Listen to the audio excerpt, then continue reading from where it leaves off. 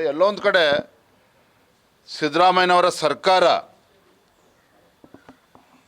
ಅಭಿವೃದ್ಧಿ ಬಗ್ಗೆ ಚಕಾರವನ್ನು ಕೂಡ ಎತ್ತಾ ಇಲ್ಲ. ಅಭಿವೃದ್ಧಿ ಬಗ್ಗೆ ಮಾತನಾಡ್ತಾ ಇಲ್ಲ ಸರ್ಕಾರ ಬಂದ ಮೇಲೆ. ಕಳೆದ 2 ವರ್ಷದಲ್ಲಿ ನಾನೇ ಕೇಳ್ತೇನೆ, ಹಿಂದೆ ಯಡಿಯೂರಪ್ಪನವರು ಮುಖ್ಯಮಂತ್ರಿಗಳಿದ್ದಾಗ ಮೈಸೂರು ಜಿಲ್ಲೆಗೆ ಯಾವ ರೀತಿ ಆದ್ಯತೆಯನ್ನು ನೀಡಿದರು, ಯಾವ ರೀತಿ ಅನುದಾನನ ಕೊಟ್ಟಿದ್ದರು. ಮೈಸೂರು ಜಿಲ್ಲೆಯ ಸರ್ವತೋನ್ಮುಖ ಅಭಿವೃದ್ಧಿಯ ದೃಷ್ಟಿಯಿಂದ ಸಾವಿರಾರು ಕೋಟಿ ಅನುದಾನವನ್ನು ಕೊಟ್ಟಿದ್ದರು. ಸಿದ್ದರಾಮಯ್ಯನವರು ಎಷ್ಟು ಕೋಟಿ ಕೊಟ್ಟಿದ್ದಾರೆ ಇವತ್ತು ಮೈಸೂರು ಜಿಲ್ಲೆ ಅಭಿವೃದ್ಧಿಗೆ? ಅಂದರೆ ಅಭಿವೃದ್ಧಿ ಬಗ್ಗೆ ಚಿಂತನೆಯನ್ನು ಕೂಡ ಮಾಡದೇ ಇರತಕ್ಕಂಥ ರಾಜ್ಯ ಸರ್ಕಾರ, ಮುಖ್ಯಮಂತ್ರಿಗಳು ಸಿದ್ದರಾಮಯ್ಯನವರು ಇವತ್ತು ರೈತರು ಕೂಡ ಶಾಪ ಆಗ್ತಾ ಇದ್ದಾರೆ ಸರ್ಕಾರದ ಬಗ್ಗೆ. ಮತ್ತೊಂದು ಕಡೆ ಸಿದ್ದರಾಮಯ್ಯನವರ ಬುದ್ಧಿವಂತಿಕೆ ಇದೆಯಲ್ಲ,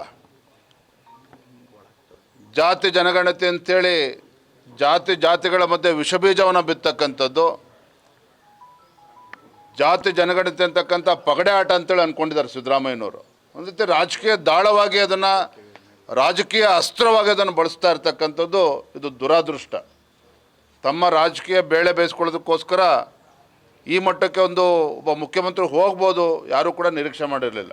ನೀವು ಗಿರವಿ ಇಟ್ಟು ಬಿಡಿಸ್ಕೊಳ್ಳಕ್ಕಾಗ್ದಿರೋ ಆಭರಣನ STJ ಗೋಲ್ಡ್ ಕಂಪನಿಯವರು ಬಿಡಿಸಿ ಮಾರುಕಟ್ಟೆಗಿಂತ ಅಧಿಕ ಬೆಲೆಗೆ ತಗೋತಿದ್ದಾರೆ.